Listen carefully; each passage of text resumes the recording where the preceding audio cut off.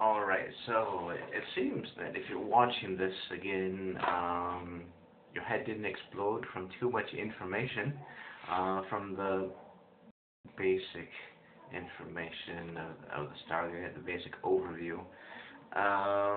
So, we're going to pack a little bit more in. As I mentioned before, the next thing we're going to talk about is going to be scalar waves. Now, before we get going and talking about scalar waves, maybe we should kind of go over some history and stuff, and some other things I want to complain about. Okay, first of all, let's see, the scalar wave, the idea of scalar waves, I think goes back way back. Um, the Cadicios, I don't think I pronounced that right, but anyways, it's the symbol for medicine. Here's the pole with the two snakes wrapped around and their heads sticking out at the top. Um, that whole symbol goes way back um, to ancient Egypt, maybe before, who knows. Um, okay, but the other thing is, back, if we fast forward to our maybe more modern history, guy named Nikola Tesla was playing with some high voltage stuff in his lab, and he discovered these new kind of electromagnetic waves that they don't slow down based on the square of the distance from the source. For people that don't understand radio wave propagation, um, if you put say like 5 watts into an antenna on a radio transmitter, um, the further away from the antenna that you get, the weaker the signal will be, and we have a special equation that will be able to predict, based on this distance, how far away it will, how much power will still be left at that distance for the radio receiver to pick up. Obviously, if it's too small, the radio reception is going to be really bad. There's going to be a lot of noise, so you get all the static on the radio, all that. Don't worry about that. Okay, let's see. But yeah, these scalar waves, or Nikola Tesla calls them different things. It doesn't matter what he called them. He's dead. A lot of people forgot about him.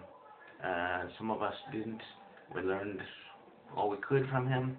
All this technology left behind, all this notebooks, and so on. Okay, but anyways, there's Hertzian waves, electromagnetic waves. All of our technology is based on this, really. Um, okay, there's those kind of waves, and there's what people are now calling scalar waves. Now, the thing I want to complain about is the word scalar, as far as I know, is just a purely mathematical term. It's not a very good description. What we should be calling these waves are modulated electrogravity waves. Okay? Um, that's what they are. All the research that I've read, all the experiments that I've seen, they point to these kind of waves are creating an artificial gravity wave. So why don't we call them electric gravity wave? Makes sense. Okay, but okay, and to all those people who are saying that scalar waves, electrogravity waves, don't exist because you haven't been able to produce the same results in your own experiments, or found people that you like that have been able to do this. All I can say is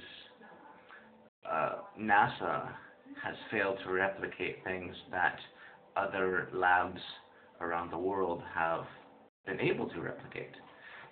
So you suck.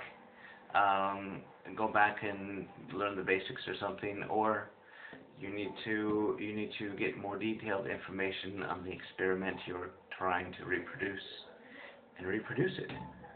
Okay, that's what science is about. Okay, but anyways, moving on. I'm not gonna complain about those kind of people too much. I've got too much information to share. Okay, so how do we make an electrogravity wave? Okay, it's really, really simple. I'm going to give you a more technical definition first. Okay, if we take two waves, okay, the traveling, blah, blah, blah, traveling in one direction, okay? Now we take another wave, and it's traveling in the opposite direction. Like trains about to crash into each other. There's some kind of paradoxical question. Two trains are traveling at the same speed, blah blah blah. I forget the question. I'll look it up sometime. Okay, anyways, imagine these are two electromagnetic waves. They're about to crash into each other. Okay. Now these two waves need to have a certain criteria also. One, they need to be the same frequency. They need to be the same phase angle. They need to be identical. They just need to be identical waves. The only thing that needs to be different about them is the polarity. Okay? The polarity needs to be 180 degrees out of phase. Okay? And then they crash into each other. Okay. Now, when they crash into each other, what happens? You know, what happens with this wave? Does it just disappear, or something like that? Hell no. We know that nothing can be created or destroyed. Basic thermodynamics here. And nobody's been able to break this rule yet, as far as I know. And if you are able to break this rule of thermodynamics, tell people. You know, people want to know more about physics. We want to know about the world we live in. Okay. But anyway, back to the scalar wave, electrogravity wave. Sorry. Old habits die hard. Okay. So these two waves crash into each other. They're 180 degrees out of phase. They have the same voltage, the same current, the same everything. They're just 180 degrees out of phase. In layman's terms, that just means the negative and positive is flipped around, opposites. Okay. Okay. Now, when they hit each other, they're going to disappear mostly, assuming they're perfectly aligned. But we know that nothing can be created nor destroyed. It can only be changed into one form or another. So, right here is where we create, this scalar wave, this electrogravity wave is created. Both EM waves cease to exist. And this new kind of electromagnetic wave will be produced. And it took us a long time before we were able to create experiments that were able to verify that, yes, there's still energy there, just not in the same form as it was before. Okay? Score one for thermodynamics. Okay, so for a long time, I tried to find a good analogy of how to explain this. Okay, but recently I was on a train in China going from Chongqing to Guangdong, and it was the worst train ride I've been on yet. Um, at night, everybody snored. It was terrible. I just wanted to beat everybody. But I don't mind being in the country. I don't want to get deported. Um, that would suck. I don't know, maybe they should shoot me or something. Don't want that. I'm allergic to pain. So if they shoot me, hopefully it's in the head. Out like a light, that kind of thing. Okay, so anyways, as I was on the train, I found a really, really good analogy of how to explain um, electrogravity waves, scalar waves, and torsion fields, because torsion fields, vortex energy, is what's created when we were doing these scalar waves, these electrogravity waves. Um, okay, so imagine this scenario. Okay, we have two tracks, two train tracks, sitting right next to each other, right next to each other. They're parallel, perfectly parallel, okay?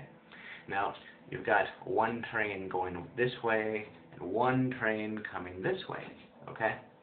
Now, these two trains are about to cross paths, okay? Now, imagine there's a little bit of space in between the tracks. Let's say 6 feet, 12 feet, any arbitrary number, doesn't matter. Okay, these trains are moving at a high rate of speed. They're about to go past each other. Okay, now, at the moment they cross each other's path, the wind in between the two trains, before they cross paths, um, it's not really moving at all. There's no movement. There's no geometry there. Nothing. Maybe a slight breeze, but kind of random. Okay, but as soon as these trains cross each other's path, okay, there's going to be a whirlwind created in between the space where these two trains are at. Okay, and this is what Marco Rodin is calling the field flux area. Okay, um, if you don't know what I'm talking about, watch his videos. You probably learn something. You probably learn a lot. If you don't learn anything, you're stupid. I'm sure I just offended a lot of people. Probably a lot of people with very high degrees. I don't care. If you can't learn, you can't learn. If you don't learn, you stop growing. You stop growing, you die. Well, nobody will kill you, but you just kind of like grow old and rot from the inside out. Enough of that. Okay, so anyways, when these trains cross each other's path, the wind in between, is going to create a vortex going up, okay? And now, if you take a train somewhere, anytime, maybe you come to China. China's the only place I've ever taken a train.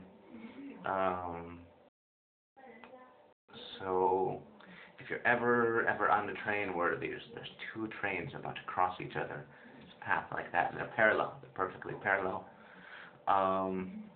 just try to get a seat by the window.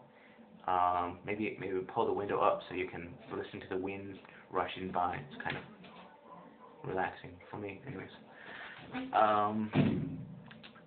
Anyways, just listen. There's gonna be people talking in the aisle, whatever. In the very moment where these two trains cross, you're not going to hear them very much at all, because there's going to be a lot of wind rushing, and you can almost hear, you can almost feel the whirlwind being created. And if we want to look at this in an analogy, okay, these trains are just like the electromagnetic waves they're 180 degrees out of phase from each other, crossing like that. Okay, we can associate their speed with the current that's flowing in these electromagnetic waves. That would basically be the frequency. And the voltage would be like if one train's the height of the train, okay? The height of the train. Obviously, if it's taller, it's going to be moving a lot more air. If it's shorter, less, simple stuff. Okay, and this space in between these two trains, what we're looking at here, the only thing we can equate this to is going to be the 0-point field. When we're not disrupting the 0-point field, it's very, very, very calm, very smooth, like a lake. Once we create some kind of gravity wave, it starts getting all stirred up and all wicked like that. Okay? And like I said before, prime numbers and the prime sieve is very, very, very related to the 0-point field and to torsion fields, the torsion geometry, vortex geometry. It's all good stuff. You just didn't ever know you were going to use this. Actually, you might never use it if you're going to just live a normal life. But I think that's boring. I just want to learn more and more and more. I've always been curious about everything. So anyways, so these these two trains, they're crossing each other. The height of the train is the voltage. The speed of the train is the current. The current and the frequency, of course. The space in between is the 0-point field. The air is the 0-point field. And then, let's see what else we got. That's pretty much it. Just know that scalar waves are vortex fields. I'm sure I probably wrote a lot more in my notebook. Air current, blah blah blah, trains passing by, blah blah blah. Oh yeah, the people, like the people on the train, just at the moment these two trains pass by, when you stop hearing these people, and you can only hear the wind, those people talking is like the electromagnetic field that's been created by these two subordinate waves, is what I'm going to call them. Okay. And their voices stop. They did kind of disappear. The only thing that exists at that moment the trains cross is going to be this vortex field. So it's like just like the voices disappear and you just hear this wind, and then like in a regular electromagnetic wave, the EM wave disappears and the vortex field is there. That's pretty much it. This was a really long video. It's like 20 minutes. I hope this is a good explanation of scalar waves. If you have any more questions, just leave me a message. I'll always get back to you. I'm usually quite busy. Yeah, so leave me a message. Thanks for watching.